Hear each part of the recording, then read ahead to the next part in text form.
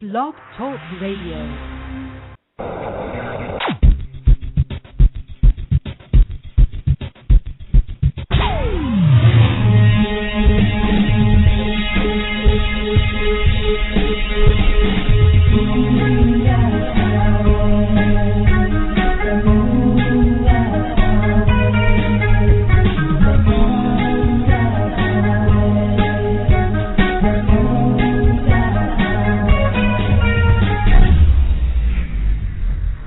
Well, hello and good evening. Welcome to Mystic Moon Cafe. Co-host Travis Short, and we have the awesome Jodi Foster as our special guest as well.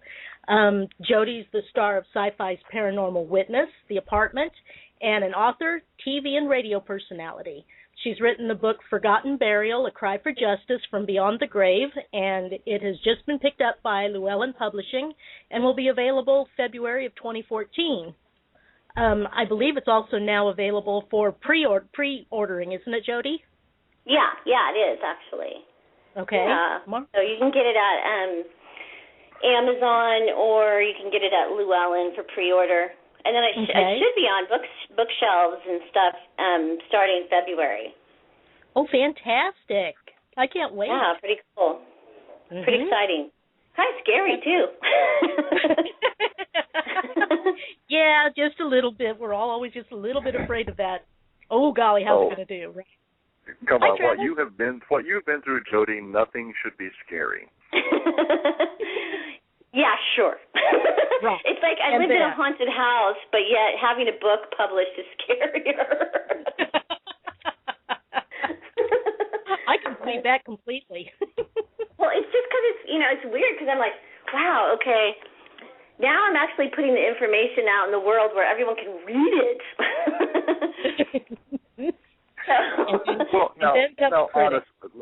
Honestly, the book has been out there for a while. Let's be honest. You self-published. You were successfully a self-published author. 4,000 copies of your book. I mean, that is almost 3 times what most self-published authors get.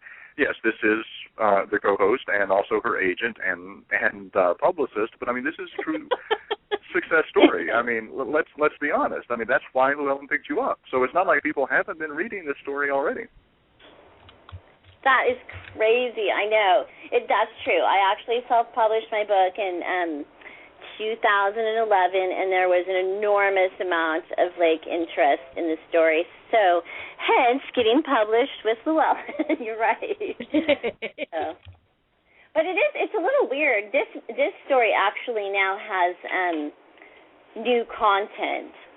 So I'm gonna highly recommend that people go out and get the very first edition, which is limited. There will be limited copies out there, and then to get the second book, which is Forgotten Burial, Cry for Justice from Beyond the Grave, and so compare the two stories because there's new content in the Forgotten Burial, A Cry for Justice from Beyond the Grave. I think that there's two stories here. There's the story of you as a self-published author having a great deal of success, and there is the story that is behind the story. What is it that you have experienced?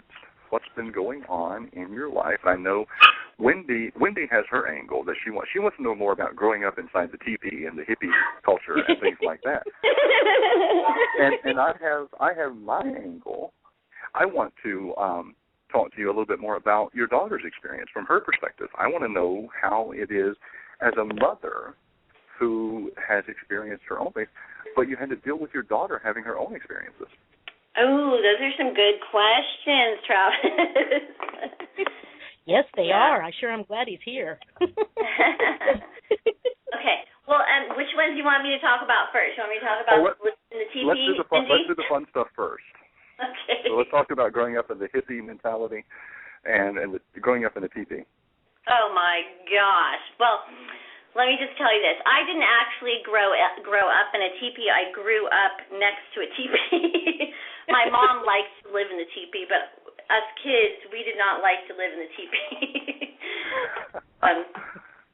we lived in a little cabin in the mountains in Berry Creek. That's where I started out in Northern California and the Sierra Nevadas up in 1969. So right when all the hippie weirdness was going on, my grandfather, who was a mortician, he actually decided to retire, and he wanted to move his family, which was me, my brothers, or excuse me, at the time it was just me and my sister. There were no brothers yet, and my mom up to Berry Creek because they were actually living in Orange County, and my grandfather was first he started out a mortician, and then he became a sheriff's coroner, I think it's what you call it. Yeah, a sheriff's coroner. Mm-hmm. And so he was the guy who would see all the, the accidents and all this kind of weird stuff. And so he didn't want us growing up in that kind of environment where we would see that kind of that fast-paced life and all that. So his idea was, let's move these kids up into the middle of nowhere. And so he did. Oh gosh. And it's kind of like a double-edged sword. It's like I grew up. Well, now that I'm almost 47 years old, I'm like, okay, I can look back on that and think of it as a very interesting adventure. And it kind of made me think, of life in a well, I saw life differently compared to a lot of people because of the way I grew up. I mean, here it was the late 60s, the early 70s, so I was living in this rural community, and there was hippie, wacko, rebels that were, getting away from the man, moving up to these rural communities and starting communes. Mm-hmm. And so that was part of my existence too, was getting to know my mom's crazy wacko friends that were all living on communes in the Sierra Nevada mountains. And part of it was that I guess this is an interesting part to some people, is that we actually there's this place called Mountain House, and you can Google it, I think. And Mountain House was just what it sounds like, a mountain house. But it was a stop-off point for people traveling from up from the cities up through the mountains up to a different place, which was farther up into the Sierra Nevada mountains. And I think it was founded in the 1800s or mid 1800s, and so it was a creepy, interesting place. But all the hippies would go up there from San Francisco and stuff, and they would have gatherings. And one of the gatherings I remember, well, there's two, but the Grateful Dead would come up sometimes, and they'd play music and stuff. Now, at the time, I had no idea that these people were famous or anything. Mm-hmm. I just figured they were my mom's weird friends, So I just but I do have this other memory that's kind of funny, is my sister and I, we would make little beaded rings, and we would make beaded bracelets and stuff, and we would try to sell them to all of her weird friends. And I actually sold, I think it was a ring, maybe my sister sold the bracelet, a ring and a bracelet to Willie Nelson. Oh, wow. I hope he still has it, but I highly doubt it. If he does, he may not remember where he got it. Yeah, that's probably the case. I bet it is. So those are the kind of, people that would come up to this rural commune community, and like I said, I was a little kid, so I had no clue that these people were famous or anything, but here they were, smoking pot and drinking lots of alcohol and in front of us kids, Not much has changed for them, has it? Yeah, I don't think so. Well, I think a few of them have died, actually. Possibly, but, yeah. So it was very bizarre. So we had Grandpa taking us up to the mountains to get away from the crazies of Orange County. But in really what he did was take us up to more crazies, more eccentric crazies in the mountains. But it was an interesting, existence, and I guess I wouldn't want to trade it for anything, because now people talk to me and they're like, "Wow, you had a really interesting upbringing." I was like, I think that is true. I guess I really did compared to a lot of people. Definitely not mundane. Yeah, so how many people can, say that they grew up next to an Indian cemetery on the top of a mountain and occasionally hung out with Willie Nelson and the Grateful Dead as a kid? Only the lucky. Only true. the lucky. Yeah. Only the lucky can say that they lived next to a Native American burial ground and hung out with Willie Nelson and the Grateful Dead. That is pretty I didn't know it was cool back then. I thought it was stupid. Man, I was like, God, my family, they are very odd. And I used to fantasize sometimes we'd visit LA or Orange County, some of my mom's other friends, and we'd go to these houses, and these kids would have sugary cereal, and I would just be like, God, I really want to eat something like Captain Crunch or whatever the heck they were eating. But no, we had to eat granola and instead of chocolate, we had to have carob chips, And so when I was younger, I'd always fantasize when I grow older, I'm going to eat white bread and I'm going to have I'm going to have real chocolate. And then I would think to myself, the one thing that seemed really like a super cool luxury that I didn't have was hot running water. Ooh. And it seems like something that everyone takes for granted, like a bath, Sure, yeah. So I used to tell myself, when I grow up, I'm going to live in a house and I'm going to have hot running water that I can run all day long if I want to. Aw. And so I'm like, okay.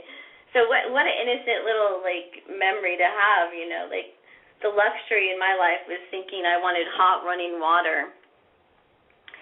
And occasionally, during the summertime, we lived next to a lake, and so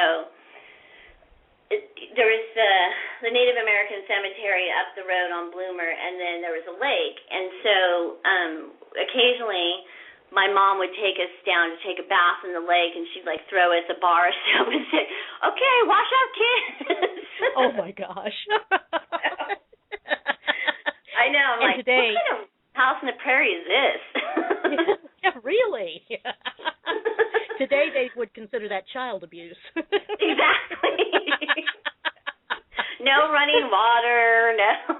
Yeah, it was a very crazy existence. Well, we actually had water in the cabin, but it was one of those you had to pump it, and then sometimes the well would run dry, so we'd have to run down the side of the mountain and see if something was stuck in the well. And so we would have to, because it could have been a snail or an animal or something had gotten into the well, and so into the pump or. Yeah, and so my sister and I's little adventure was, okay, kids, Jodi and Nikki, you need to go down there and see if anything's stuck in the well. Oh my God, that was horrific. It was oh God, no. What was it? A snake? Is it a dead animal? Ew. It was terrible. But yeah. So some of the friends that would come up from Orange County and stuff, they'd all have these fantasies about, oh, you live in the mountains, and oh, that's so cool. You get to do whatever you want, And I would always fantasize, I want to live in the city where there's stuff to do. Where there's running water and Captain Crunch. Mm-hmm. The grass is always greener. Yeah. But it definitely made for, later on in life, an interesting portion of my book. Very good. So I got to write about that, because I know a lot of people, didn't get to see some of the stuff that I got to see that, if you lived at the turn of the century, you might have been able to see, but in, the late 60s and the early 70s, because I lived in such a rural community, there were still some of those things that you could experience from, the turn of the century. Oh, and absolutely, there was a lot of abandoned, cabins or, little huts and different hunting, shacks and whatnot. So, as far as being a kid and having, those kind of adventures, that was pretty interesting. Mm-hmm. I think I said something last time about how my sister and I and my brother, we had built a fort out of, sticks and logs and stuff. My mom, one of her side jobs was she would take us kids in this pickup truck, throw us in the back. Can you imagine that nowadays? Another. Get in the back of the truck, kids. We're going up the mountain. Mm-hmm. And she would she had this job where she would cut down pine tree poles, little teeny sapling trees that were starting to grow, and we would have to cut them down, put them in the back of the truck, and then we'd have to take them home, and then we'd have to take the bark off of them so they could turn them into fence posts. So wow. Yeah. That's pretty hard work. I know. It was us little kids were workers, let me tell you. So that's why I would always fantasize, gosh, I don't know if you ever had seen that show, what's it called? No, I can't remember. Family Ties, I think it's called. And it has Michael J. Fox and Meredith. Okay, well that show that was my fantasy was to be kind of like him. I was going to be this really conservative, very right wing, fundamental Christian. Was not going to be I was going to wear a little suit. Yeah, so growing up, I was I am not going to be around hippies or weirdos, or I don't like the Grateful Dead. Darn that Willie Nelson, Darn him, yes.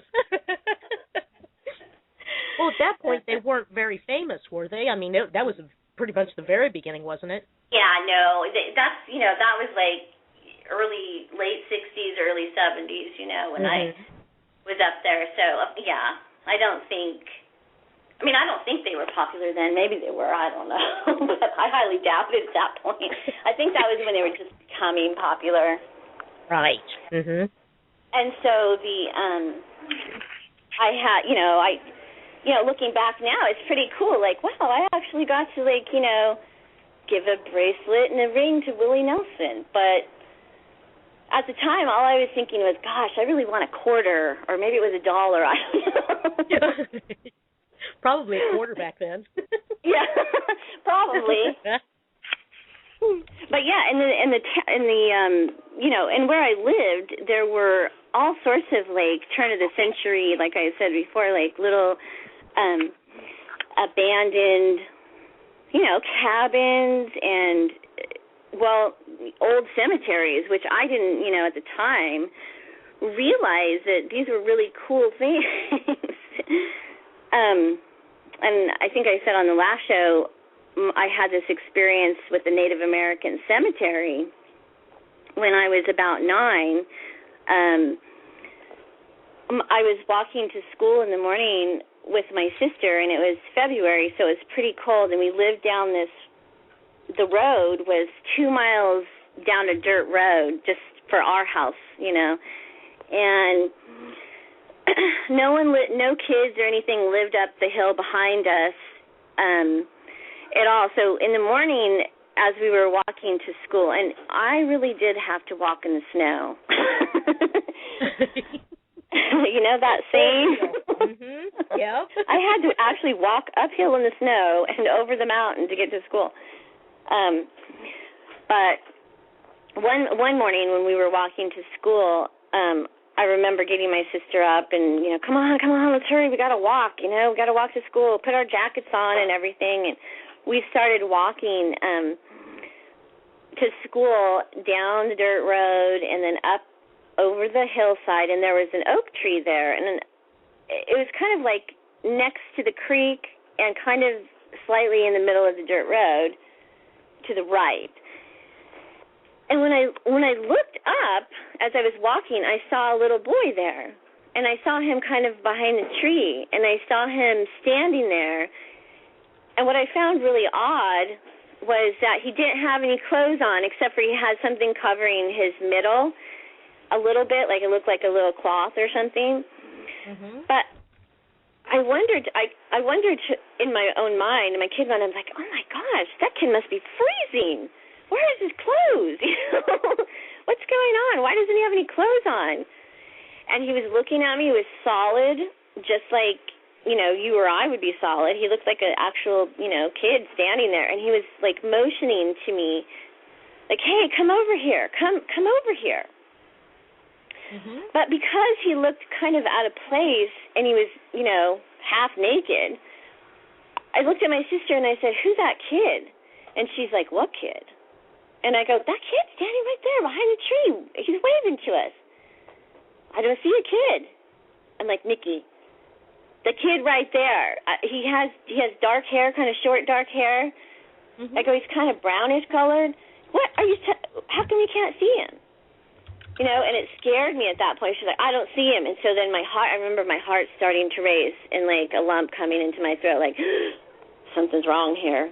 And oh yeah. And I was like, oh my God. So I grabbed her hand and then I said, come on, because I thought, is he gonna what does he want? And, he's half naked. So I run back up the hill, grabbing my sister, and pulling her along with me. I'm like, oh my gosh, who is this kid and why is he all by himself and he's half naked? I don't understand. And so anyway, Nikki can't see him. And so I rush into my mom's front door, and she was really mad. She was like, "What are you waking me up for?" And I'm like, "Mom, there's a kid down the road. He's half naked." And she's like, "What?" I go, "Mom, no, seriously, Mom, I'm not kidding." I go, "There's something wrong. Nikki can see him, but I can't." And she's like, "What are you talking about? Nikki can see him and you can't." And Nikki's like, "I didn't see him." I'm like, "No, Mom, seriously, there's a kid. He looks brown. He's naked or half naked." And so she's like, "Okay, fine, Jodi." She gets herself together, and I insist that she comes down there because I think that there's something wrong, with this kid. And of course, we go down there, Nikki, Mom, and I, and he's not there. Of course not. And I'm the way it always goes. Yeah. And so, of course, she got pissed off at me, and she was like, "Why did you wake me up for nothing? What kind of, do you have a fever? What's going on?" Yeah, Mama's having a seizure, being little brown guys.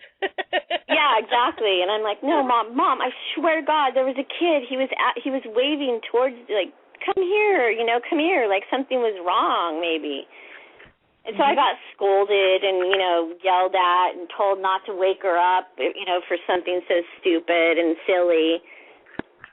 And so it really bothered me as a kid. I was like, God, how is it that I saw something as clear as, daylight or whatever, something right smack dab in front of me that looked as solid as, you or I, but yet he's not there. I don't get it. And like I said, there were no children on our road. There would be no reason for that person to be there whatsoever. So in my kid's mind, I obviously was like trying to rationalize what the heck it was, who the heck he was, and why he was there, and if something was wrong. And they got scolded. So then I felt, like, okay. What? Oh man, you were suppressed right out the gate. Right out the gate, yeah, exactly. And so, Jodi, can I ask something real quickly, just as a parenthetical question and statement? Growing up, I mean, with your mother, who was so open to the culture of the time, don't you think that it's a little odd that when you start talking about seeing an apparition, whether it be a ghost or a vision, whatever, that you start getting ostracized? Isn't that a little odd? It is odd. It is. And I guess later on in my adult life, I thought to myself, why was my mom so closed-minded to the supernatural, but yet she was so open-minded to, like, hippie, groovy weirdness, Right, yeah. Yeah, I mean, it was kind of like a strange conundrum, thinking, like, how can a person who's supposed to be, like, open-minded, but unfortunately not everybody in the 60s or 70s was open-minded towards spirituality and that type of thing. And to put another twist on the story is my family, they were Christians. So I think that part of it was that didn't fit into the Christian viewpoint of life. And if it was something like spiritual or paranormal, it was from the devil. Right. So that's very true. I mean, Ron in the chat room is saying because supernatural is scary, but weed isn't. And it's not that, Exactly. But whatever hallucinogenic they're taking was perfectly fine, yeah. That's exactly. Right. Could be peyote, but, that's a different story entirely. So. Right. Well, I do think, you've touched on something, Jodi, that I've had conversations with several people in the past several weeks. It's very odd and almost hypocritical to say that you grow up in a religious environment which is by nature supernatural. You believe in a supernatural power, you believe in angels, you want to believe in miracles, and yet you don't want to believe in the afterlife, you don't want to believe in ghosts, you don't want to believe in hauntings and things like that, because for some reason that flies in the face of established religion, when in actuality, if you study, and that, again, just because the majority of individuals that are listening are going to be, at least have a background in Judeo-Christianity, if you read the Bible is full of stories of spirits, ghosts, apparitions, life after death, that really speak to the questions that many of us in the 21st century are still asking today, but established religion won't answer those questions. Yeah, absolutely. Yeah, I totally agree. There is what is it? Like 80% of Americans, are, Christian. And they have a belief. They profess a belief, yes. Yeah, and so we were taught to believe a certain way, like black and white, it's like this is evil and this is not evil. And so I think now that, with the invention of the internet and with, TV and everything, our minds have been opened up a little bit more, but I just still find myself being judged by sometimes the quote-unquote Christian community. I think that there's people that still have a black and white belief of, the afterlife and whatnot. But it's like you're saying, in the Bible, it talks about all those things. In fact, I was talking to my friend about that earlier today, Steve. We were talking about how many things that, so just because Jesus or whatever came 2,000 years ago, I mean, does that mean that all miracles and everything else cease to exist after that, And it's like, no, there's still prophets, and there's still an afterlife, and there's still a there's still angels and there's still negative and positive. It's just how do we fit that all into our current reality and not become judged for having an experience that's out of the norm or what society would consider the norm. Mm-hmm. And I think that, you and I have talked, and I know that you have experienced, your own kind of being ostracized because you do have some very strong personal beliefs that still fly in the face of some established, not just religions, but some established ways of thinking. And, one of the things that I love about my job is working with authors like you that are willing to go out on a limb. They're willing to publish their books. They're willing to talk about their experiences and the experiences of family members like your daughter, which I want to get into in the next hour. And I think that, what you are doing and what some other authors are doing is really paving the way and opening a dialogue for us to talk about things that in the past we have simply, it's been hushed whispers, it's been kept in the quiet. I don't think that you are an exception to the rule. I think what you think and the way that you believe is actually very much in tune with what most individuals believe, but when they become part of an organization, when they become part of a body, when they become part of a group, they stop dealing with their own questions and their own doubts and their own assumptions, and they fall into groupthink mentality. But I think if you take them out separately and individually, everyone still has the same questions and same doubts and same ideas that you yourself and some other authors are postulating on, to this day. Yeah, absolutely.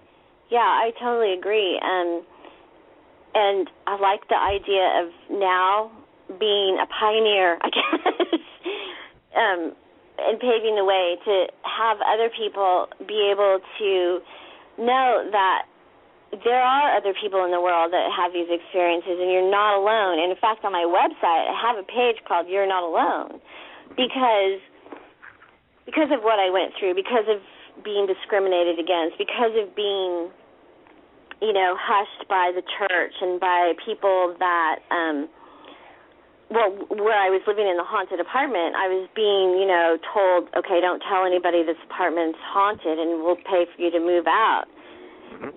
And, so I did. At the time, I was like, hey, whatever it takes, I'm out of here. I don't want to stay here anymore. The discrimination was excruciating, and it was really hard to deal with at the time. And also, I think, brings up a different question, which is when it comes to a piece of property, whether it's a rental property or a piece of property that you're buying, how much of a responsibility is on the shoulder of the real estate agent or the land management company to let you know, guess what? There's been some freaky stuff that has gone on here. Right, that's a good question. And right now it varies from state to state, but I do think that, what you're talking about is, we'll give you money to get out of here, just don't talk about it. That kind of lays, almost puts a shadow over things and says, this is something we're not going to talk about. We don't want people to know that this piece of property has activity and that there are issues surrounding it. Yeah, that's very interesting. Had I known that there were issues prior to moving into the apartment complex that I moved into, I probably wouldn't have moved in there. Now, on the other hand, there might be some people who are like, yeah, right on, cool, I'm moving in there. I think that sounds exciting and interesting, But for me, the whole idea that there were some people that knew that there was stuff going on prior to me moving in, I find that pretty interesting. And disclosure, that is like, I live in California. I think that the disclosure issue, I think they only have to go back 3 years. Like, say if someone was, killed in an apartment or a house, or if something negative happened, like a crime or whatnot, I think that they only have 3 years. They only have to go back 3 years. Ron in the chat room is saying it's now in current checklists in the Washington State area about haunting and the right to know form. It's on the right to know form, and it really? has to be disclosed now. How long back, though? How far back do they have to go? Oh, how long, Ron? Well, nowadays, it almost seems like it's more of a draw for the house. Even you might bring more money for a place if you say, "Ooh, it's reportedly haunted." Right. Yeah. Yeah. Like that's what I was saying before. It's like some people may like, all right, cool, I'm moving into a haunted house. Me being a sensitive person, I'd be like, no. How young was your daughter when you moved into that apartment? She was 3. 3. Yeah, that's she was 3, almost 4 years old. And but she was able to talk. She was like very verbal. She was really, she could communicate very well. She knew sign language. She's a very smart girl. Cool. So, so she was under 5. So so having an imaginary friend or talking to, somebody it's not that unusual, for a little kid that young. But that coupled with everything we went through, there was just, it was undeniable that there was actual haunting going on in my house. Right. And then having it documented afterwards, and then doing some research and finding out through other people that over the decades it has been a hotspot. And there, for many, many, many years, people would move in, move out, move in, move out, and then reported, strange activities. And what I found really interesting, too, is, like, a lot, since we're talking about little kids, it seemed to me like most of the people experiencing the haunting were little kids. And oh my goodness. They would, some of them were scared, but then some of them weren't scared. They were just kind of like, oh, yeah, there was this girl. Yeah, sometimes she'd come and say hi, and or I don't know if hi was, the word, but, we'd see her, she'd just walk around, or she'd come into my bedroom sometime, and I'd be like, oh, my God, what did the parents do, I talked to this one lady who, her daughter, I guess, saw Marie Elizabeth Svaneke, and then she actually, I guess she didn't know who she was, but she saw a woman, and she would keep coming into her bedroom, and she would visit this little girl who was like, I think she said she was 4 or 5 at the time. And one day she walked into the bedroom, and the girl was just absolutely like frozen solid. Like the little girl was just standing there staring, and she wouldn't move, and she was like crying, and she was like, no, Mom, no, I'm not going to leave. She's talking to me. And, yeah, and so I was like, well, what did she say? I'm like, what did she say? What did she want? What did she yeah. Every single detail there is. And she said that she couldn't physically, well, this is the mom's story. The mom could not physically move her daughter from that spot in the bedroom where the little girl was talking to the apparition. And I was like, are you telling me the truth? You couldn't move her. What was going on here? Are you making up a story? And apparently not. And this was before. Okay, so this was before I was coming public with my story. No one knew what was going on. So this was a woman, when I was doing some research, I happened to be walking around the complex with my friend Edie, and kind of just, basically, Edie and I were trying to figure out, like, what's going on, why are we having these experiences, etc. And so this person tells me that her little girl is having this happen, and then the 2 apartments were back to back. So she was on the front side, and I was on the back. So the 2 bedrooms, our 2 bedrooms, were connected. So I thought that was kind of interesting too. To have 2, it was like the complex was like, or the bedrooms, everything was really connected. And so here Hannah's seeing somebody, another little girl seeing somebody, another little boy later on I found out named Casey.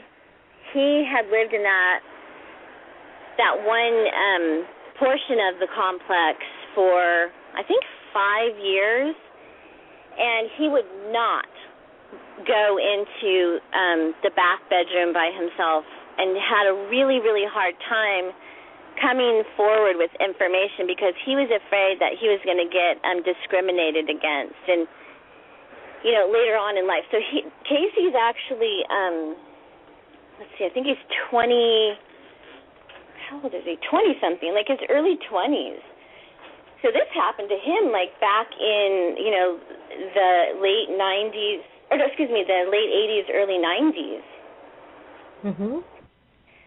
And he ended up suffering from really bad panic attacks and questioning his own sanity, as an adult. And then when I came out with my story, he was like, "Oh, my God, thank you for bringing light to the situation, because for years and years I thought I was crazy as a little kid, and people were telling me I was crazy and that I was making up stories and and all those things." And I'm like, I had that same feeling at the time I was going through what I was going through.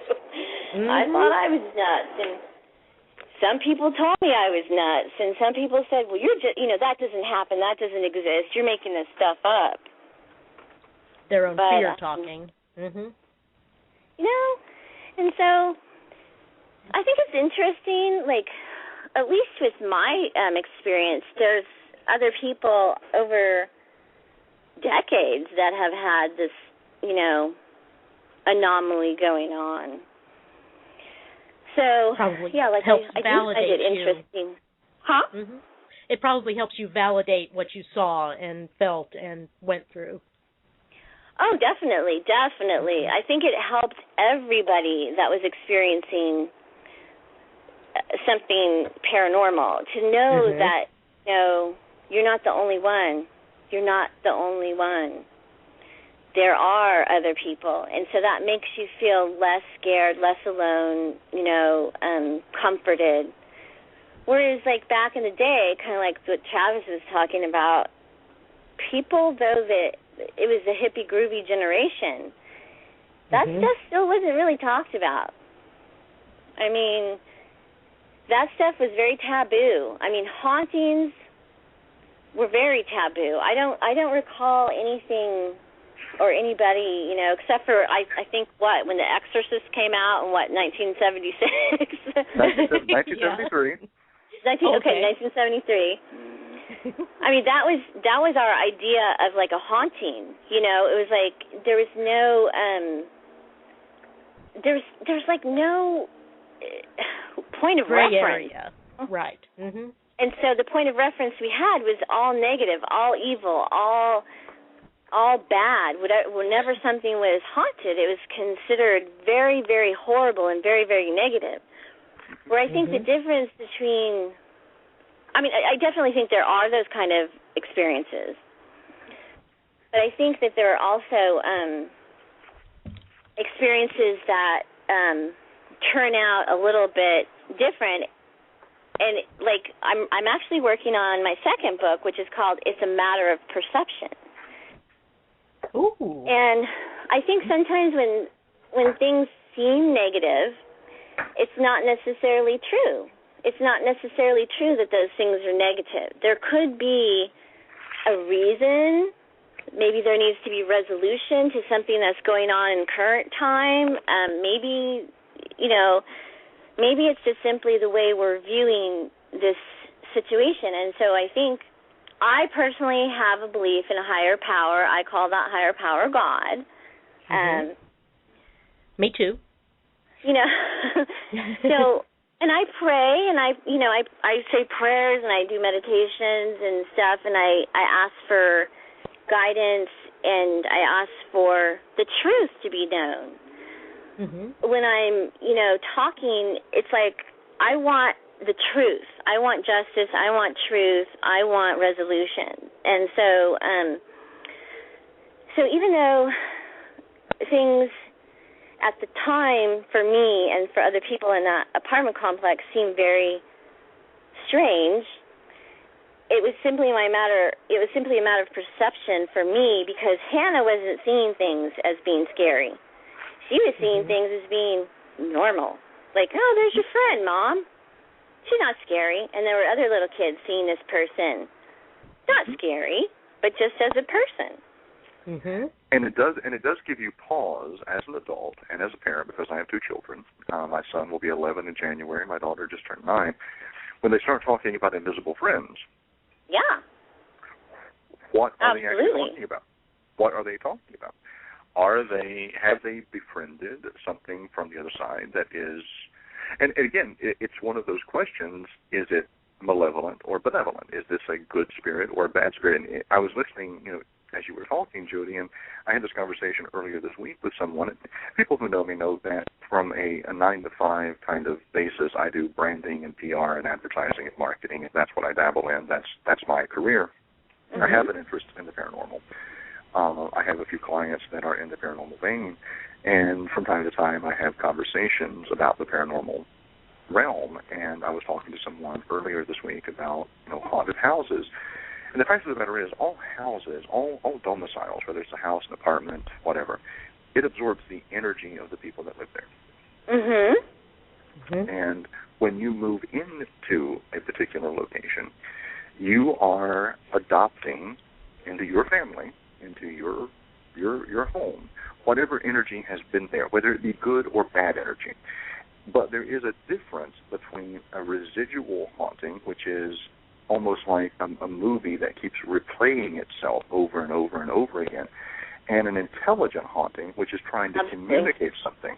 As was your experience, there was an intelligent spirit trying to communicate something that needed closure in their life.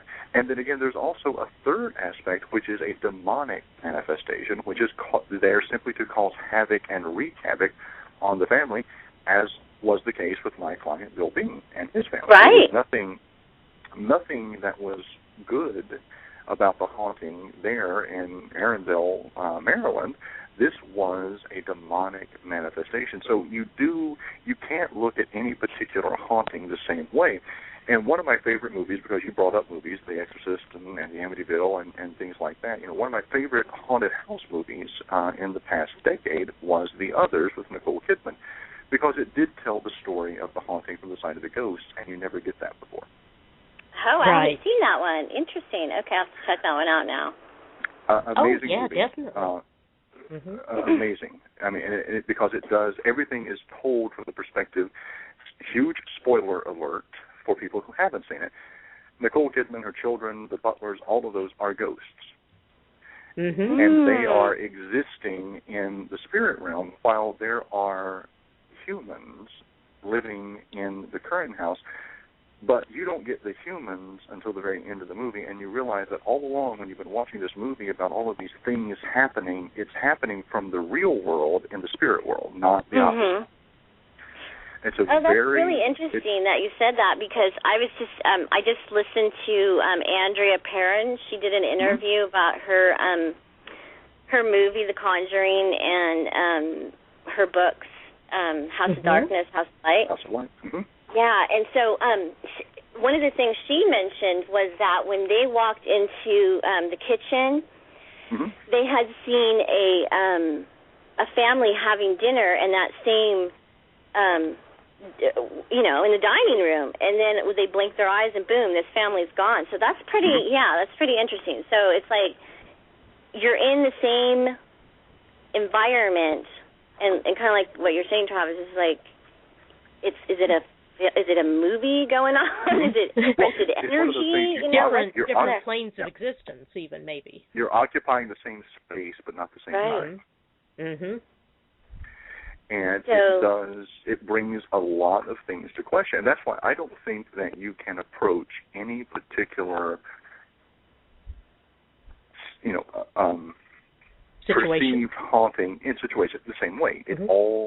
There are different perspectives and different angles that literally have to be approached here. Otherwise, you do risk doing a great deal of damage when it comes to paranormal investigation and paranormal research. Oh, yeah, absolutely. That was actually what I was talking to my friend about today, Steve. We were talking about, like, how do you know what type of a haunting or a situation. Is it a haunting, or is it a place memory? Is it divine intervention? Is God saying, okay, well, like in my case, you know, I don't want to give away my story, but it's like there was a reason why this girl was, like, you know, trying to get my attention, you know, like, or someone's attention, like ASAP, because there was something going on right on that same block where she was at, you know, where she was living. So it was like, okay, I'm thinking that, you know, the alleged murder victim, Marie Liz Hispanicki, was like, Jodi, little kid, Hannah, somebody, I need to get your attention because there is a reason for me getting your attention just a mere half a block away, you know? And so, yeah, like you're saying, there's different types of, like, you know, situations. Nothing all fits into like some cookie-cutter mold that's all the same. Well, and I think, too, what happens, I had this conversation several months ago with a friend of mine, and we were talking because they have certain spiritual abilities that they have made known to me for, you know, 23 years. And we were talking about it. You know, the fact of the matter is, think about how many people you pass by on a day-to-day basis that are brown hair, brown-eyed, brown hair, blue-eyed, brown hair, green-eyed, blonde, blue-eyed, red hair, brown-eyed. They fit the norm. But imagine if you were to pass by an individual that had green skin, blue glowing eyes, and red flowing hair, you would notice that individual. Well, think about what the spirit world is waiting for. Exactly. Well, think about what the spirit world is waiting for. The spirit world is waiting for someone that is attuned to what's going on the other side. All of us know what's going on in this realm. Right. We deal with it on a day-to-day basis. And there are those of us that have a glimpse. We have an inkling. I mean, I think all of us have had that gut feeling to tell us not to go down a certain road, and then, you know, later we find out there was a car accident, or later we find out that something happened, and, you know, had we made, you know, choice C as opposed to making choice B. But think about those individuals, much like you, Jodi, that are spiritually attuned. And the spirit world is looking for that individual. And I'm not saying the spirit world is the, you know, green hair, blue-eyed, flowing red hair. It's you. You are what stands out. And when you moved into the apartment, when your daughter moved into the apartment, that was what they needed. They needed someone that was sensitive, someone that was open, someone that was willing to not just believe, but communicate and then transmit those communications to other people. Right, exactly. Very good point. Yeah. Someone that was willing, you know, to, well, I mean, it was definitely an unfolding, and that's what I say, you know, in my book, Forgotten Burial, I say that this was a spiritual unfolding. It was like a spiritual journey of discovery for me, because I had to come to a place where I felt comfortable enough in my own skin to share the information and not be afraid of, like, ridicule. Or just accept the ridicule, you know, okay, you know what, Jodi, you're probably going to get, like, ridiculed by some people no matter what you say. It's going to, you know, people are going to say you're making this up or, you know, whatever. And so I had to, like, get beyond that point of feeling frightened that someone was going to judge me and think that I was, like, a nutball. I was like, you know what, if I am a nutball, so be it. I got to tell somebody about this. Well, you know, nutball, I think, is an extremely severe label to put on you. Thank you.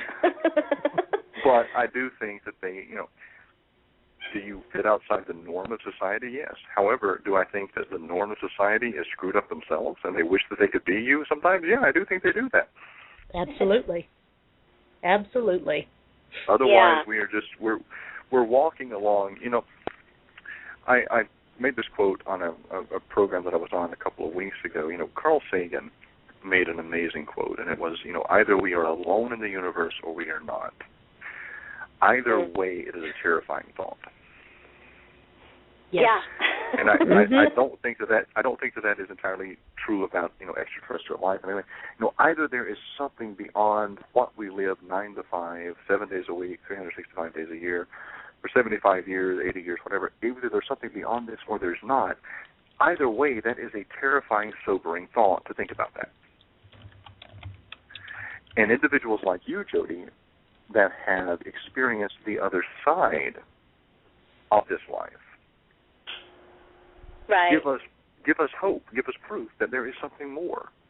And that terrifies us. It really does. I mean, it really does. It does terrify us to know that there is something more beyond this, because that means everything is out of our control, and we don't like that.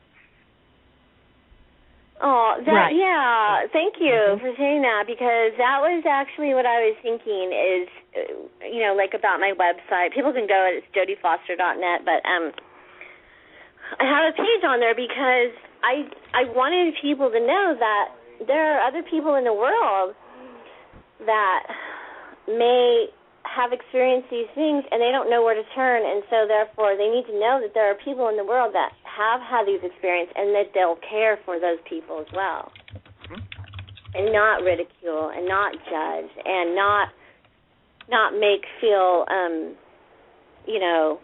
bad or less than or crazy. I think acceptance is a really important part. I mean, I do think, like, when you're talking about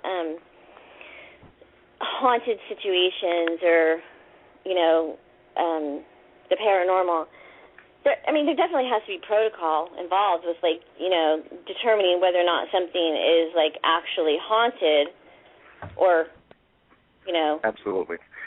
Now, here's something, you and I have never talked about this, and it's never been addressed, as far as I know, in any of the interviews that you've done.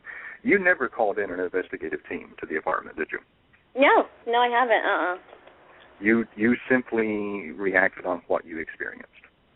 I simply reacted on what I experienced, and it was a very big leap of faith on my part because I risked being ridiculed and, taken advantage of and all sorts of stuff by going to the police, and I've been asked that before, like, why didn't you have a team come out and investigate? Because that's not where my mind was at. I thought about resolution, and resolution wasn't to bring a team out. It was like I already had the information. I just didn't know what to do with it. Well, and at the time that this was going on, it was not in the mainstream of the norm to bring a team in. Right. That's a good happened point. in the past decade. Right. The whole concept of paranormal investigation and paranormal research being mainstream has only come about in the past, 10, 11 years. You were a single mother dealing with an event and trying to cope with it as best you could. Yes, exactly. So you're right. At the time, there wasn't. Other than the movie Ghostbusters, there wasn't a whole lot that you're right. It's true. I'm making a joke, but I'm not. Yeah. Nobody took that seriously. No one took investigating a piece of property for paranormal activity seriously. That is a really good point, Travis. Yes, absolutely. And it was 1999 turning into the year 2000. It was the year 2000 when I, basically was like, oh, my God, I'm completely off the chain crazy, or something really is going on here. And there weren't, there wasn't, the Internet wasn't readily available to just anybody. If you needed to use the Internet, you needed to go to a library. Not everybody had laptops. Exactly. There were no And if you did have Internet, it was dial-up, and you had to wait for 30 minutes for it to connect. Exactly. And when I remember started... that besides me, because that was horrible. I remember that. Oh, yeah. Yeah. Right. There was no information highway going on. Yeah, the Google thing wasn't really, out there. So, I actually had to really go inside and really determine whether or not I wanted to come forward with this information. It was a huge, huge struggle for me to put myself out there in the world to the police and share what information I had, and I risked, living in a small town and, being, ridiculed for, my beliefs or my thoughts or my experiences. But ultimately, I'm really thankful I did. You were just being the crazy woman at the end of the street. Exactly, except for I didn't have any cats. I had a kid. Sorry. No, that's funny. Wendy's laughing simply because she has dogs. So, I mean... Yes. I'm the crazy dog lady at the end of the street. Let me tell you about that part of my story. Okay, that's another. Speaking of animals, I don't really talk about this much either. When on the last night that I spent in my apartment, where everything kind of like escalated into this like crazy experience where there was no way I was living in that apartment anymore. I knocked on the manager's door like at basically 4 o'clock in the morning, crying my eyes out, screaming, "Help me!" With Hannah and Misty, who's in the docudrama on Paranormal Witness, and I was like, "Something's wrong! Help!" Okay, either we're all nuts, or there's really something going on in this apartment. And I'm praying, I'm saying, "Help me, Jesus! Help me, God! Help me, whatever! Help me, manager." Well, she had a little puppy. And, he was a poodle, and I think he was, 5 years old or so he wasn't a baby or anything. And when she opened the door,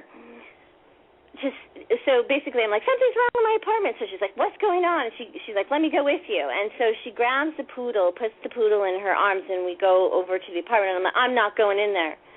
And she's like, "Just come in with me." And I'm like, "No, I'm standing out here. I'm not going in the apartment. Something is wrong." So the poodle jumps out of her arms and runs into the apartment. And it runs directly into the back bedroom. And so she runs after the poodle. And I decide, okay, she's running in. I'm just going to run in after her because the dog was like barking and going crazy.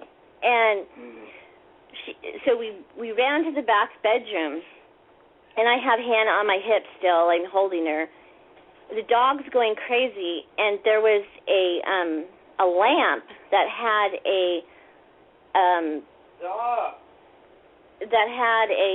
those are my kids in the background. Oh, okay. There was a cord, a phone cord, and a lamp. Oh, there was a phone next to a lamp on a nightstand.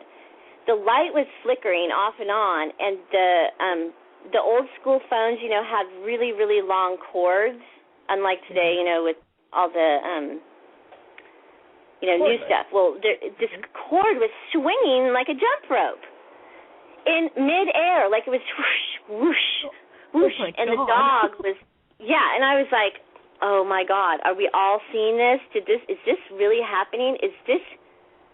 The dog's going crazy, the dog's barking, the dog is barking around this swinging like cord." I saw it take 2 swooshes in the air, and I was like, "Boom, I'm out of here." I grabbed Hannah, I'm like, "I don't care what happens to the dog, I don't care what happens to the manager, I'm out of here." You all are on your own. Yeah, I was like, they're on their own. And so my heart's beating really fast, and I'm outside, and I'm like, holy crap, there's this dog yipping, yip, yip, yip, yip, yip, and here's a phone cord swinging in midair. She snaps up the dog and runs out behind me, and boom, the door slams on us. And in front of or behind you? Huh? In front of you or behind you? Behind us. Okay. So we were outside the apartment door, and the door behind us slammed shut. Mm-hmm. We both looked at each other, Misty, me, Hannah, Leslie, the dog still barking, and we're like, oh my God. Like, we all just experienced the same exact thing. Then we're like, did you just see that? Was that really going on? Did the rope just swing? What? And so none of us could, rationalize it. I mean, Leslie had never seen this before. I had never. What do you do? And she's like, you are not going into this apartment again. You are absolutely not going in there. You are staying with me. How many apartment managers let you stay with them?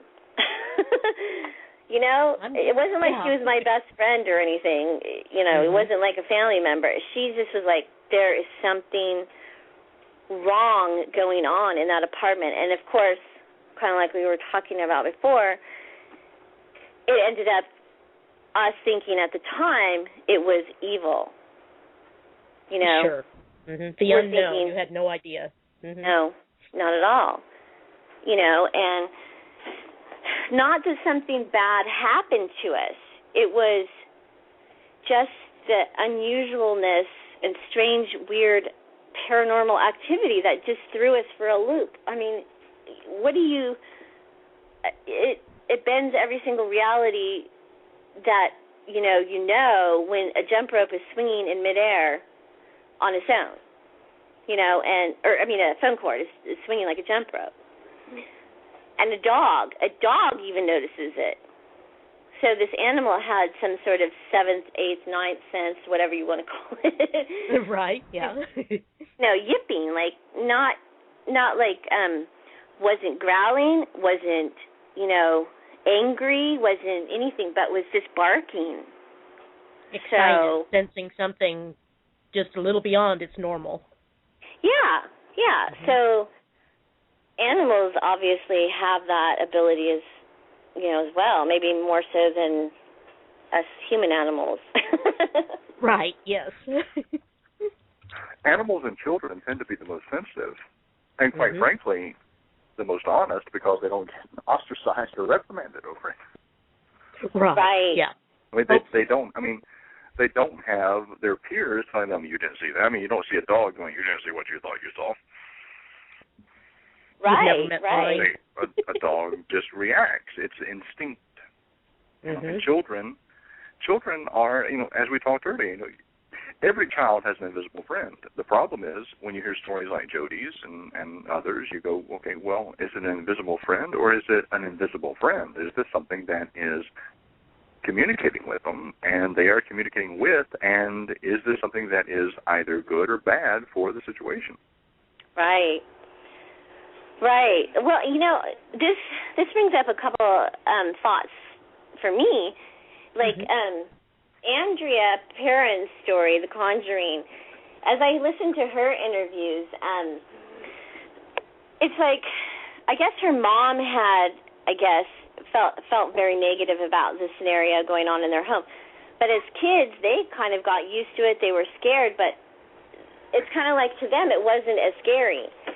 And I guess Andrea says that she feels like that is her home. You know, she feels very comfortable there. But yet there's Bill Bean's story. Yes.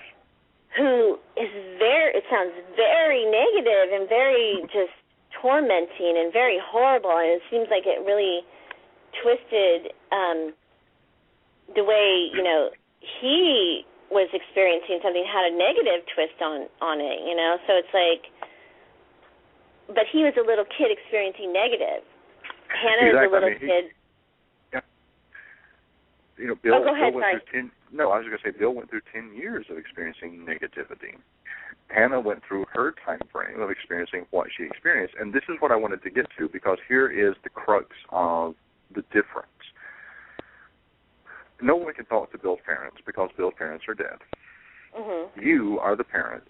This story, Forgotten Burial, is about you, but it really does involve your daughter, Hannah. Oh, yeah, absolutely.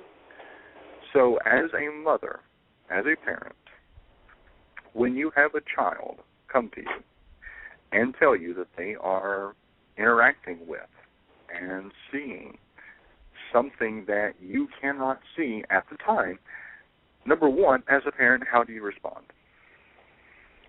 Right. Well, hold on. I'm dropping it on the floor here.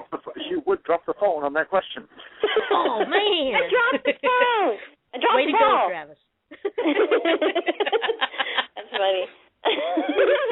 Anyway, okay, back to a serious question.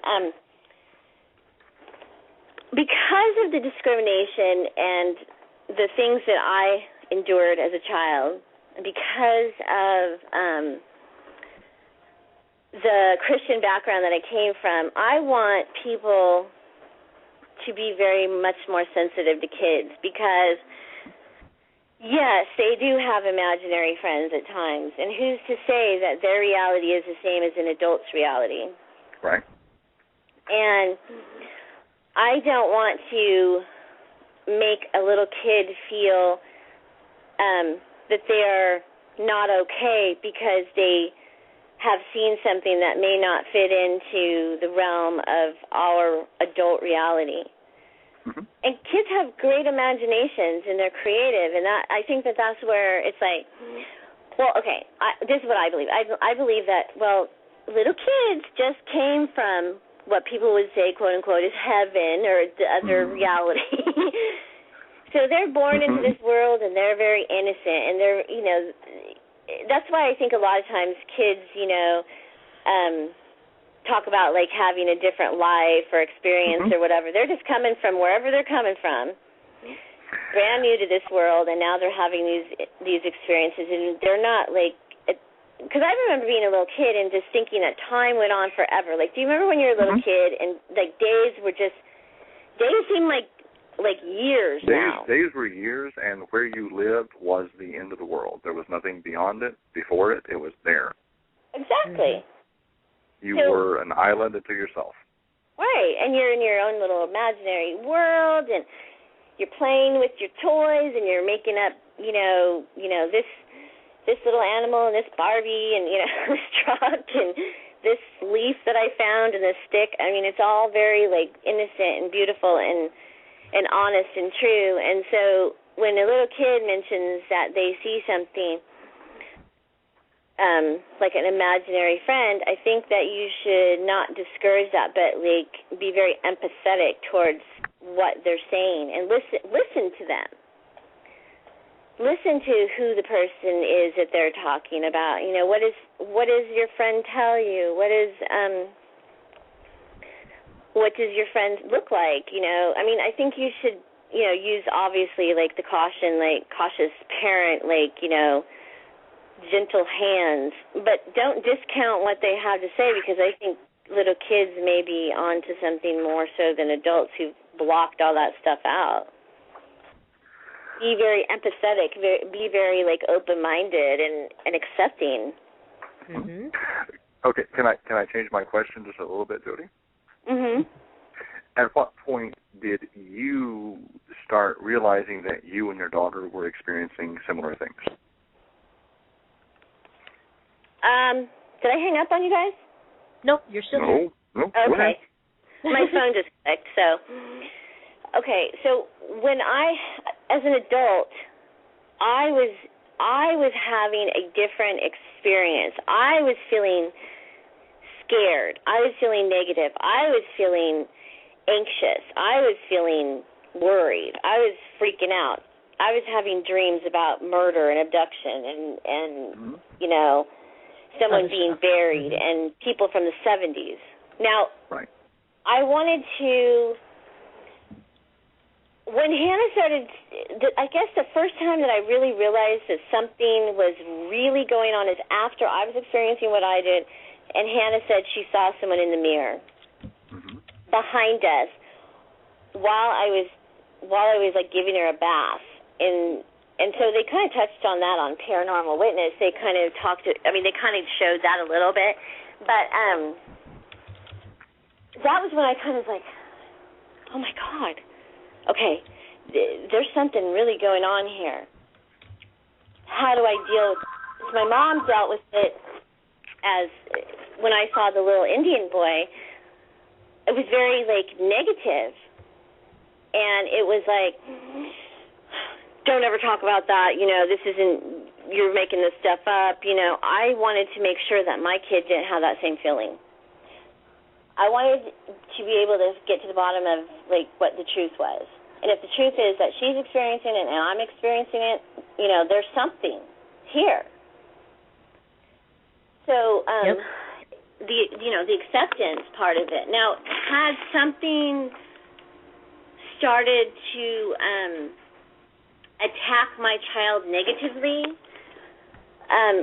or me, if your kid's like telling you, Mommy, this invisible person is telling me I should kill you, Then you're like, okay, well, what else is the invisible friend saying? But that didn't happen. There was nothing negative going on in the domicile, in the apartment. I'm sorry, what? There was nothing negative. You weren't getting messages to kill your daughter. Your daughter wasn't getting messages to kill you. Not at all. You guys were getting different messages.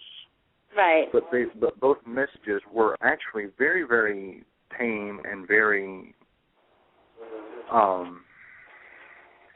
benevolent, even though what you were seeing was drastic and dramatic and traumatic images. Right.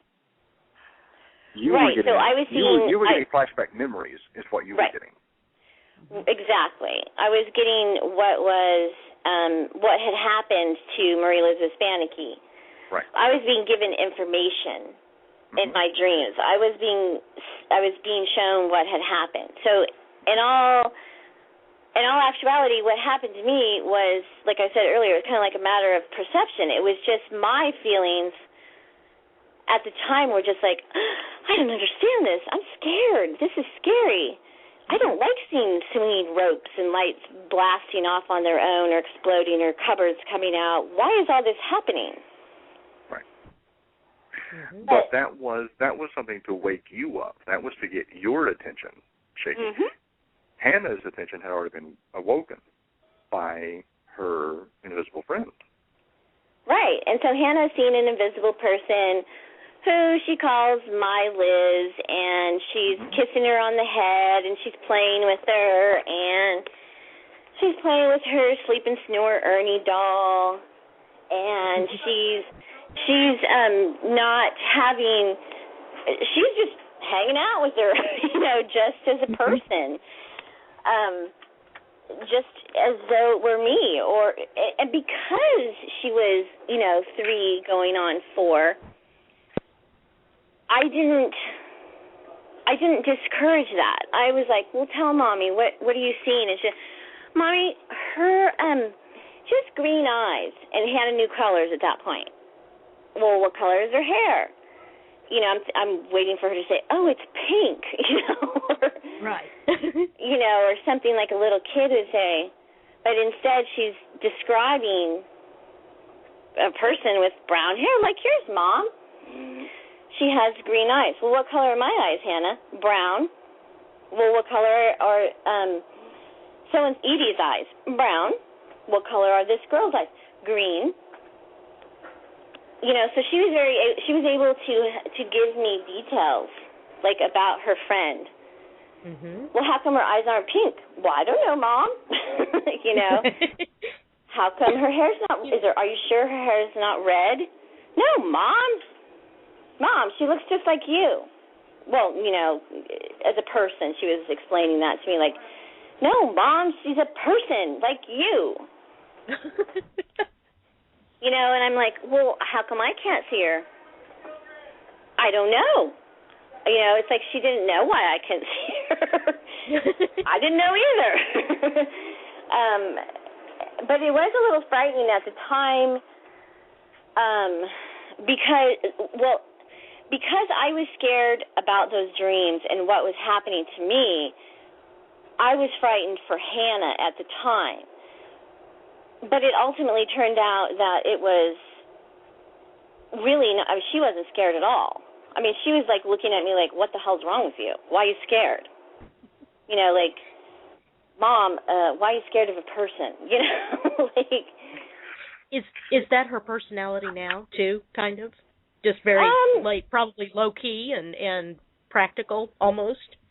Yeah, Hannah's a very girly girl. She's very matter of fact, and she's really level-headed, and she's kind of like the voice of reason when she's hanging around with all of her other teenage friends that are like 16, 17 years old. So she's not, she's into girly stuff, of course. But, oh, yeah. She still talks like that about the situation. Like when her friends will ask her, like now, they'll be like, well, what did you see? And she'll just be like, oh, I thought she was my mom's friend at the time. Well, were you scared? No, I wasn't. And well, Oh, That's go ahead. because the entity meant no harm. Right. The entity was simply trying to convey a message. Exactly. And for them, it was a message of closure for their family. Right. It was a message of I want you not to forget me. I want you to well, I don't want to give away part of the story about the Sing and Snore Ernie doll, but it was relevant in the case of Marie Elizabeth Spanicke. And so it was Hannah's favorite toy, but it was relevant to Marie Elizabeth Spanicke as well. And so Hannah was just playing with her toy and playing with the girl in the toy, and to her, I mean, you can ask her nowadays, I mean, she's like very, like you said, Wendy, very matter of fact about it. It's like, yeah, that happened. Were you scared? Are you scared now? No. Why would I be scared? She just wanted help, Mom. I mean, I guess at the time she didn't know she wanted help. She was just more playing with her, I guess. But at the time, me, Mom, I was worried for her. Well, not so much for her, but like for the situation, because I wasn't able to like put it into perspective at that point.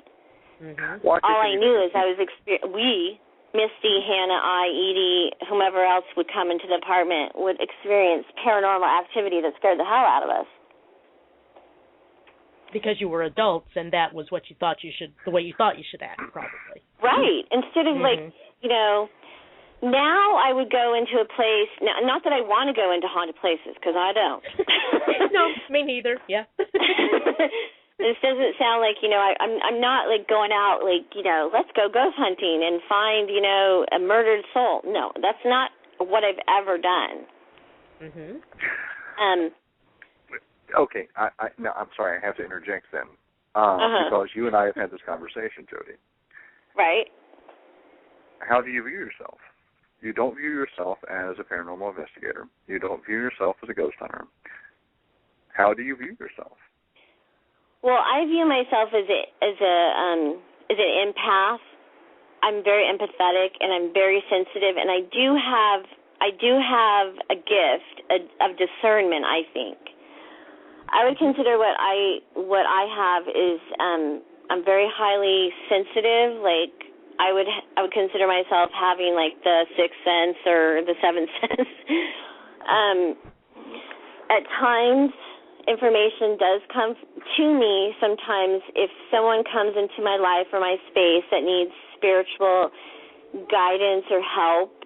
I pray to God and I ask my higher power to help me if I can help this person who may have a deceased loved one that they are worried about, or they may have a spiritual issue going on. I, at times, not always, but I can empathically get information and I can share it with that person, and it usually brings them some sort of peace or resolution. But I don't go out and say, call Jodi 1-800-THE-PSYCHIC, or Jodi's going out to, find lost souls to bring them, to the heavenly realms or whatever. I think things come to me. Can I ask you something? You and I we've never talked about it. Do you think that you could be used at the site where there was a demonic possession, or do you think that your abilities are only attuned to those where there are individuals that have a message to pass on? Oh, that's an interesting question. Wow. Let's see. I think I would be frightened to experience something that was negative. I think I'm more of a person who is I'm more positive. I like to bring the light. I like to bring the peace. I like to bring the comfort and the acceptance that there is life after death, that there's a spiritual realm.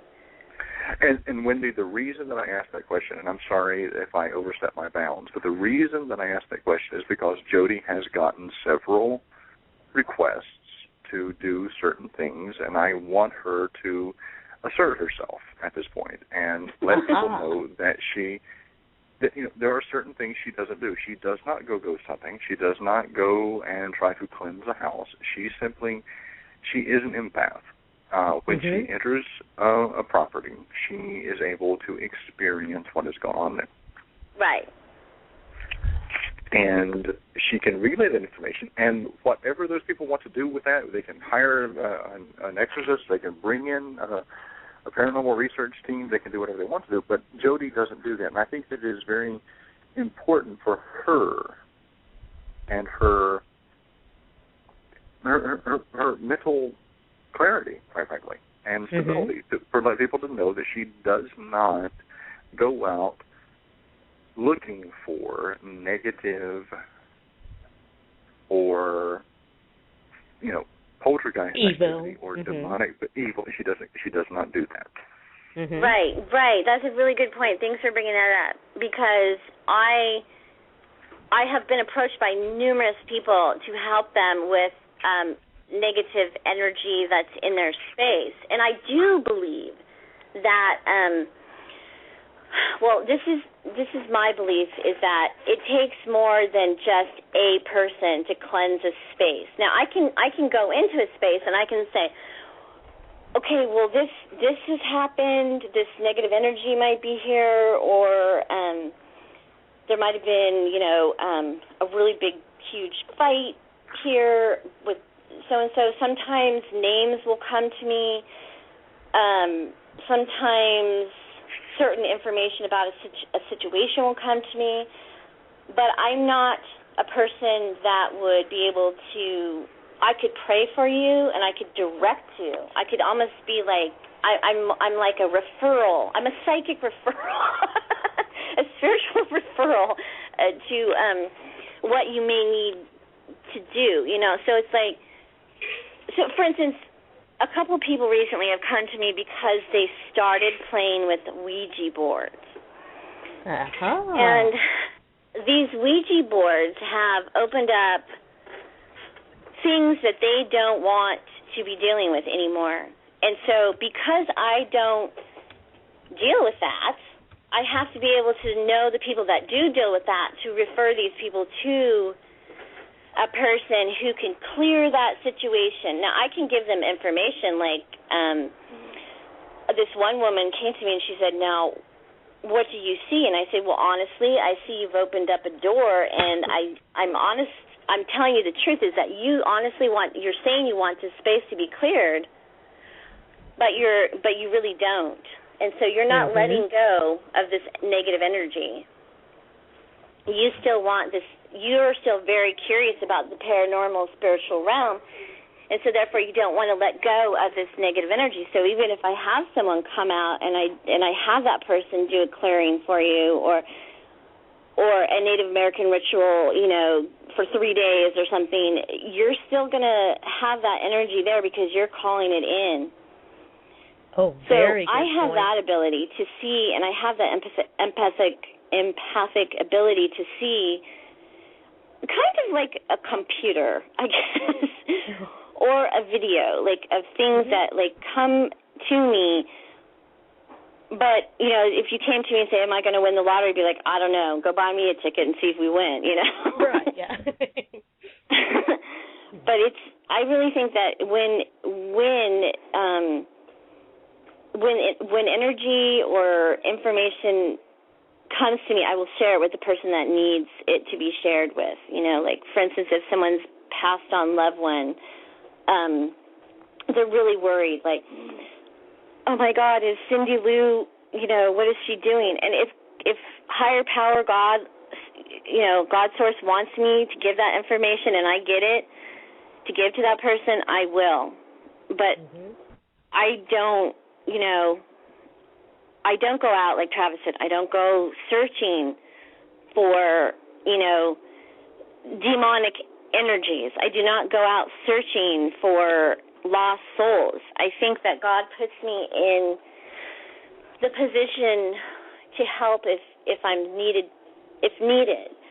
But those people usually come to me, and I can usually like refer those people to the proper source, that the people that have the gifts to like do an exorcism or a certain type of ritual or certain prayers or whatever, counseling or grief counseling or those kind of things. So if someone comes to me, I can direct them like, you know what, this is what I'm getting.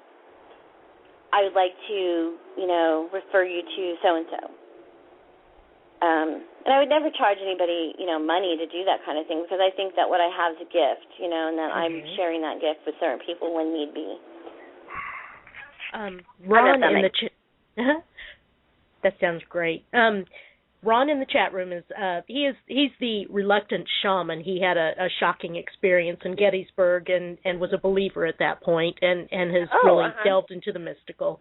And he thinks that you may be subconsciously locking out the negative things, and that he says he's as empathic as a fence post but can light up the place with positive energy.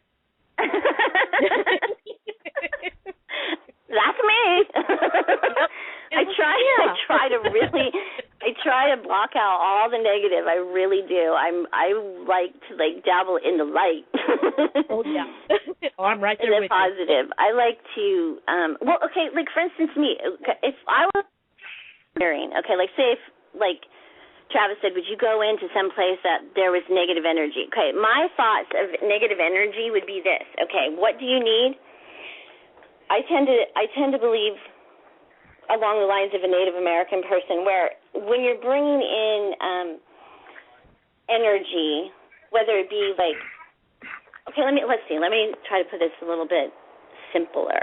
Okay, so when you buy a new house, people have housewarming parties. Well, why do you think people have housewarming parties? Because they're trying to bring in their energy and their new life.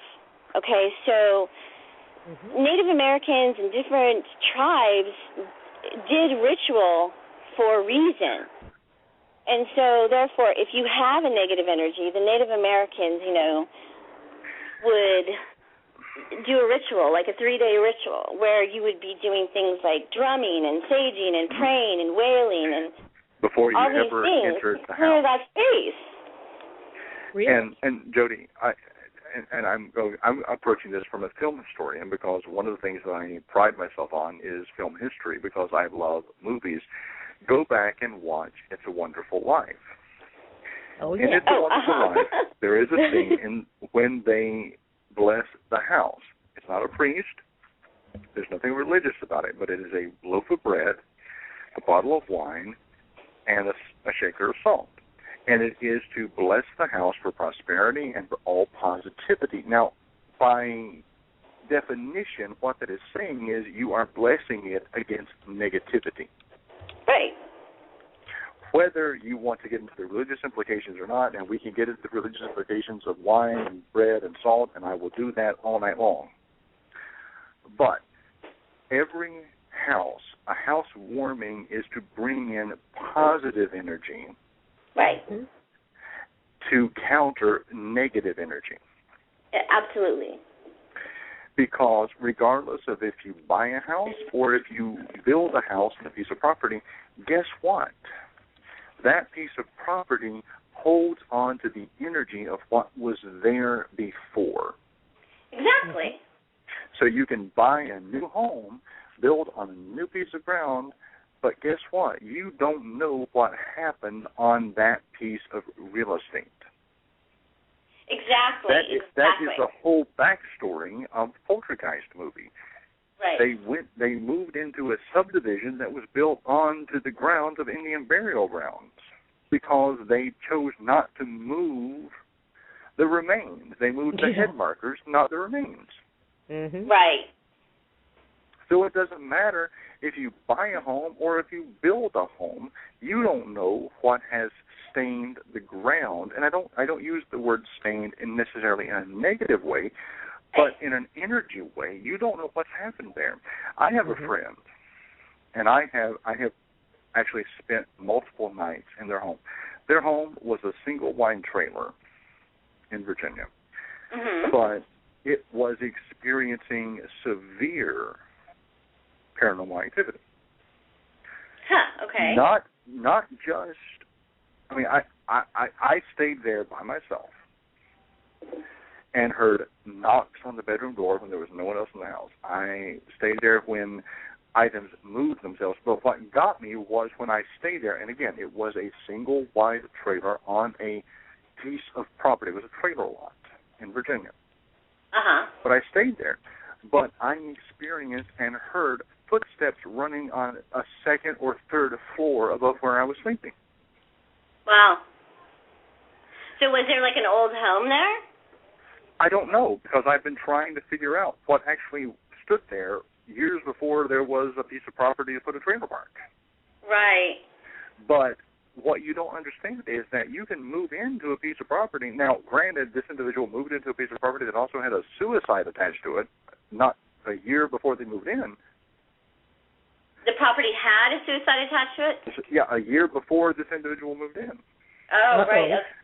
But that didn't account for the second and third floor sound of footsteps running above the bed. Well, right. Well, and two, there is this. You have to understand that when you build a house, when you buy a house, whatever, you can buy a piece of property and build your dream home, but that does not mean there's not going to be activity. Right. Exactly. People need to understand there is a long-lasting legacy of blood, a legacy of whatever you want to call it, from the previous inhabitants, whether it goes back to Native Americans, whether it goes back to colonial times. There's a lot of things that happen that have a residual effect. Absolutely. Yeah, absolutely. Yeah. So people moving and buying homes and moving to places, it's like the tradition of not doing a housewarming party can really affect whether or not, what kind of stuff's going to end up happening to you in that space. Not necessarily negative or, anything, but whatever's happened over time, yeah. So there's imprints. Well, I think it even goes beyond that. Whether you do a housewarming party or not, you need to be aware of the fact you could build a brand-new $2 million home on a piece of property that has never had, quote-unquote, a house there, but you don't know what happened there before it was real estate. Right. That could have been a human sacrifice. Exactly. It could have been the sign of a massive battle, during the Civil War or the Revolutionary War. Right. You don't know what took place there. Right, exactly. And property contains a residual effect. Right. Right, I agree with you completely. Yeah, positive and negative. So when you're doing a housewarming or a cleansing, I like to think, like I said before, of, really, really praying, whatever your religious beliefs are, meditation, prayer, asking your higher power, whatever you want to call it, is, okay, now what do we do? I'm here in this space, and I want this space. I think this space is interesting, or I want to live here. Now let's bring our energy, our family, our tribe in to create new energy, positive energy, to switch it up so that whatever negative has been there will dispel or go away or go back to the origin from which it came, So it's like you can create something new. So I always think like, okay, well, someone says their place is home. I'm like, okay, what do you do now? I'm like, all right, this is what I think you should do is, like, call this person, that person, but we're going to have a Native American 3-day / ritual with a lot of drumming and a lot of, like, positive coming out from,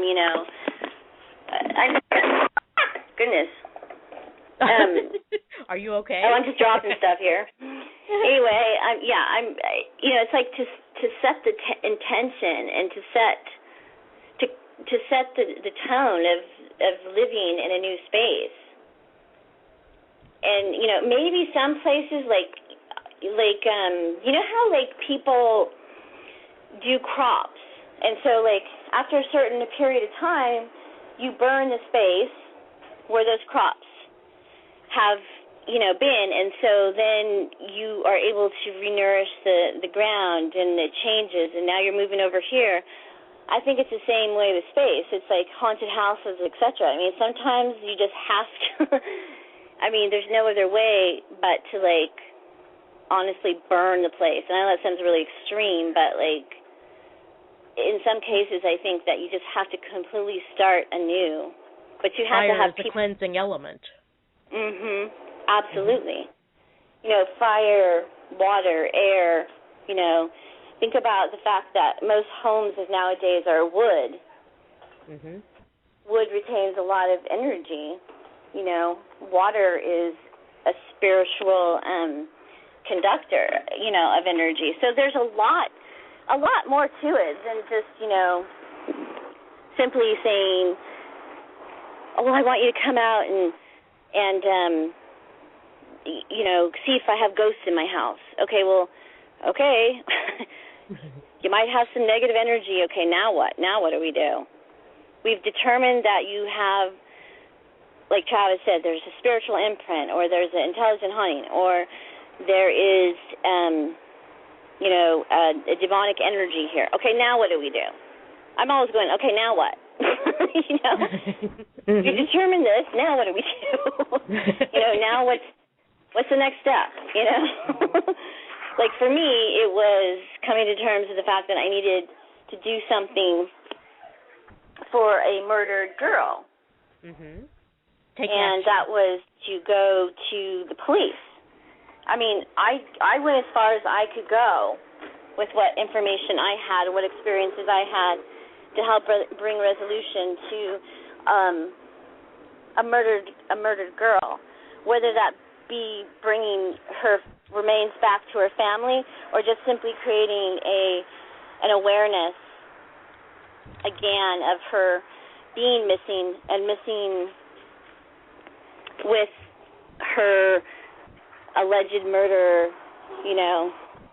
in the nearby, situation. So there's so much to it. So to answer Travis's question, what does Jodi do? Just say no. Just say no. Yeah. That's right. Well, I'm very empathic. I'm very, very sensitive.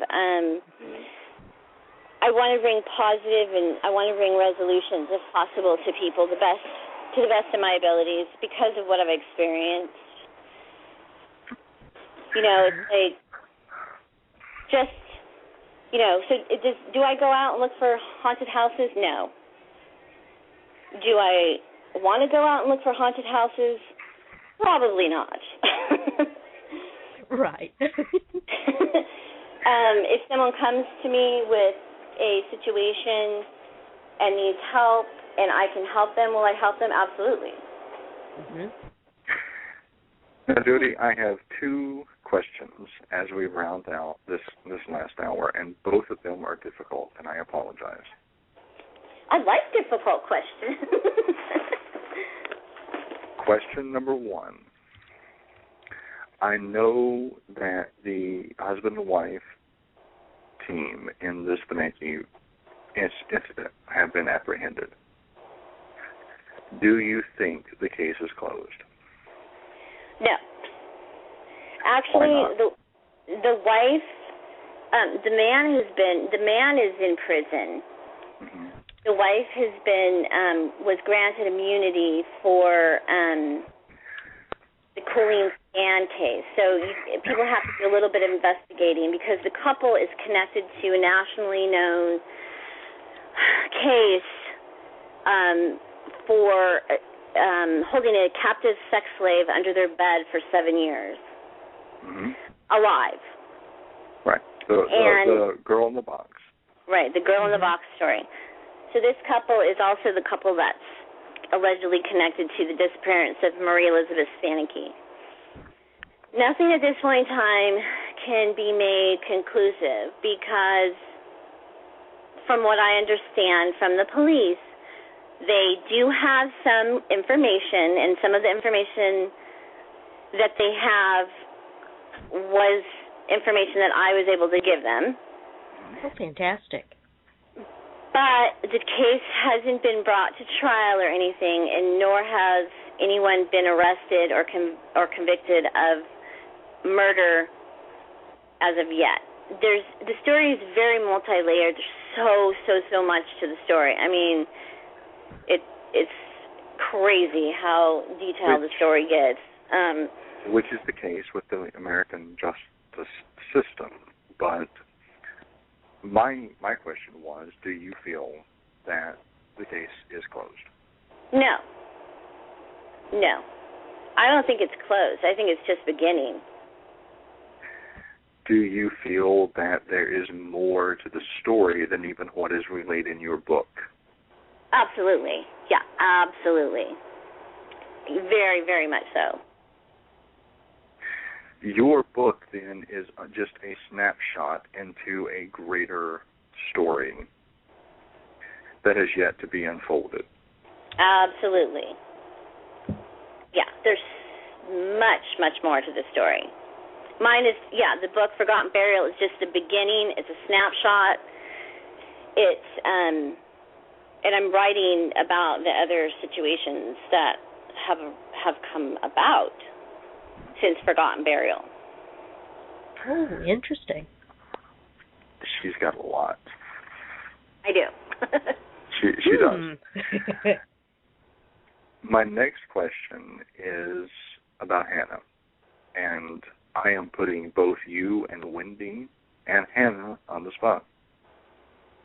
Okay. I would really like for Hannah to come on another episode and tell her version of the story. Oh, yeah. Oh, that sounds lovely. I like it. But you have to be the co-host again. And I will be. Okay, then. No, I promise you I will be the co-host of that episode. I think that it is... I think it's important because while Jodi's story has been publicized, and she published the book and it has been picked up, even Jodi's versions of what happened are Jodi's interpretations of what Hannah told her. I think it is very important for people to hear from Hannah, if Hannah is willing to do so. Yeah, I'm going to have to ask her. Actually, I know, and that's why I said I'm putting you on the spot. I don't expect an answer tonight. I'm just saying I think it would be great to have a show where that for 2 hours it's you and Hannah talking. Yeah, actually, I've been approached by, someone who wanted Hannah to write her story about what happened to her in her own words as a child.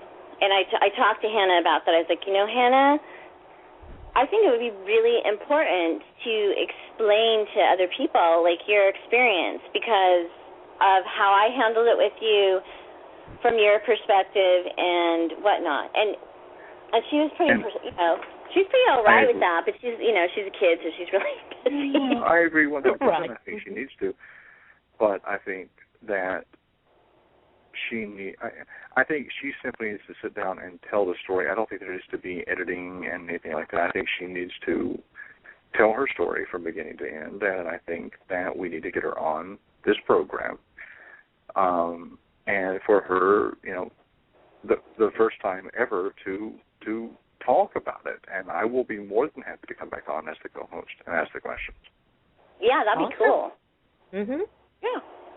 Yeah, I think it'd be really good. I think I'll talk to her about it and see how she feels, but I think she would be pretty receptive if I was, sitting next to her. Because she's a little bit shy, though she did go on Paranormal Witness. And I guarantee you I am nicer than the people in Paranormal Witness.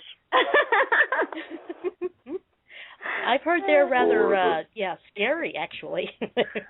I'm a lot nicer for the most part. I can be mean, but I don't choose to be. I can be cornered, but I try to be nice most of the time, exactly. too. Mm-hmm. Kids like me. I try my best to be nice. I'm kind of a pushover, actually. I'll admit it. No, you're not. But, I mean, here is, again, the crux of kind of the issue. I mean, there are literally two stories here. There's your story, and there's Hannah's. Oh, absolutely. Yeah, and Hannah's story is amazing. I didn't mention this before, but a show called Paranormal what was it called? Hold on. Oh, yeah, I know the series you're talking about. Is it Psychic? With Chip Coffey right. and the psychologist Lisa. They came out to our house in 2008, and they did a documentary on Hannah and my son Sam. But their story was they wanted to find kids that needed a psychic intervention, but when they came out, they were like, "Wow, your kids, they're cool. They don't need psychic intervention. They don't need it. No, that's what I get. Hannah and Sam don't need anyone to step in the middle. Right. And so they were like, okay, if we were doing a show on kids that were okay with paranormal activity, and somebody that was actually healthy, that's what Lisa said. She goes, we would definitely air this episode, but that's not the way we're going with the show. So in the future, if we decide to, air a show where kids are okay with their abilities and their experiences, then we'll definitely air this episode. But because they were going a different direction with their show, the episode never aired on that show. Mm-hmm. Well, so Hannah's been on TV a couple times. Woo-hoo. Well, I think that this could help other, youngsters who might be having odd experiences and their parents are freaking out and don't know how to help. So I think it's a really good idea to have you both on. Absolutely. I'll tell Hannah that she really thinks that that it'd be cool, and then her friends will be like, yeah, Hannah. When she's always like upset about is her friends are like, God, Hannah, you were on TV. That's so cool.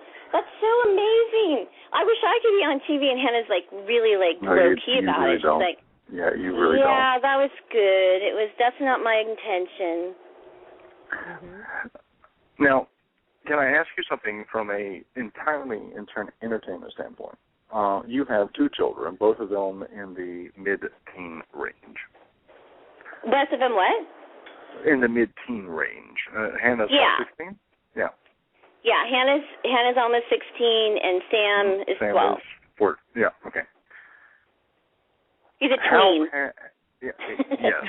How has all of this affected them?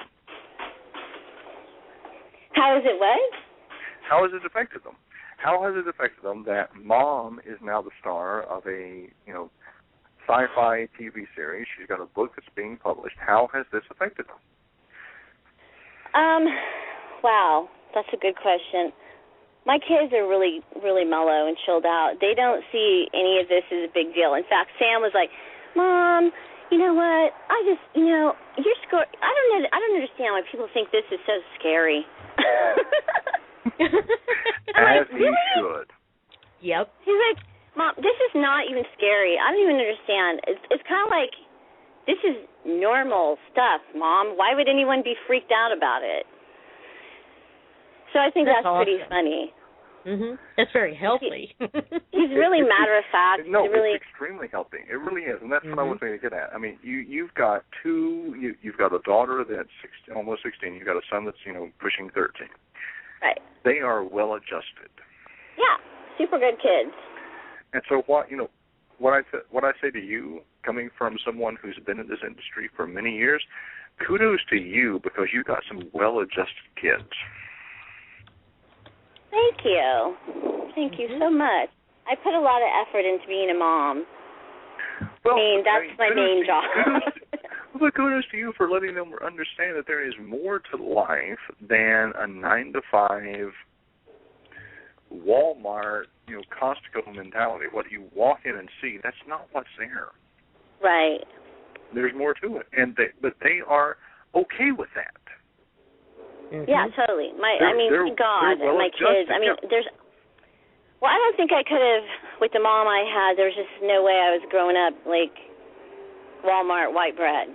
And so I have to thank her, even though it seemed really daunting and horrible at the time, but because of how I grew up, I think that, and because of my unique abilities, definitely have a different perspective on parenting and life and acceptance. Okay, I'm sorry. Those of us who grew up with a normal lifestyle are going, you grew up with a rockin' lifestyle. You grew up with Willie Nelson and the Grateful Dead, sitting by a campfire, singing songs, and smoking weed with your mom. Hey now, I was the Michael J. Fox. There's no weed smoking on my part. Awesome. I was like, I do not want to do that. But that's still awesome. That's an amazing piece of your history, your genealogy, your story, and quite frankly, an amazing piece of your kid's story. Aww. It is. It's one of the. It's a snapshot in their life story. Yeah. Yeah. It isn't who they are. It's not who they are. But it's honestly, and I think that's amazing. Quite honestly, like when I set out to tell my story, I did not intentionally like set out to like write a book, because I wasn't a writer. I was just a mom who had this really weird experience, and so I set out basically to tell my story to my kids so that they would have it when I died someday to tell their grandkids. That was the thought I kept in mind when I was writing. I was like, okay, write every dirty detail that you possibly can, because someday maybe Hannah and Sam will want to tell their kids, or my grandkids or something. So that was the intention of it. And it's your story. And I know from when I posted on Facebook earlier today, the people that responded, they were wanting to know, what is this about? And, is this a person, a psychic or a medium? No, this is a person who had an experience. Mm-hmm. And that opened experience themselves up and ran with it. Exactly, Wendy. It opened them up, and it opened their lives up, and the lives of their children. Mm-hmm. Yeah, absolutely. So what I'm hoping is that people will, look at and buy the book and understand what you went through, what your daughter went through. Right. Exactly. And the book is about going on the journey with me.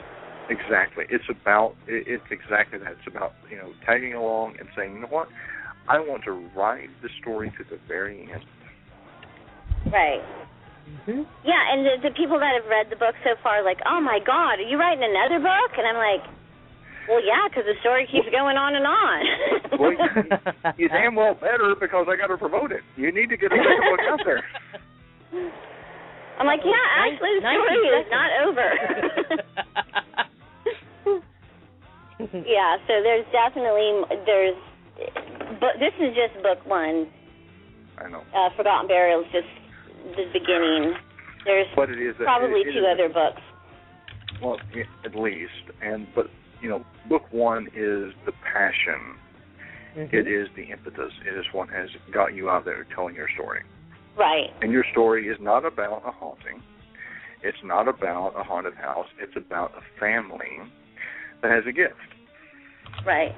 And that gift can either be viewed as supernatural or spiritual or Christian or whatever you want to view it as, but you guys do have a gift. Right. Mm-hmm. And I think that my book will resonate with all audience, all kinds of audiences, because it isn't just paranormal. It isn't just spiritual. It isn't, there's so many more. I think it's I know this sounds kind of weird, but I think it might be like a mainstream story that people would identify with on all sorts of levels, whether it be you're a Christian or not. Mm-hmm. Absolutely. We're down to the final seconds, guys. Oh, okay. Okay. In that case, what we need to do is promote JodiFoster.net. Thanks for having me. Thank you, Jodi. Thank you. Thanks for being on. Oh, you're welcome. Okay, take care. Okay. Good night.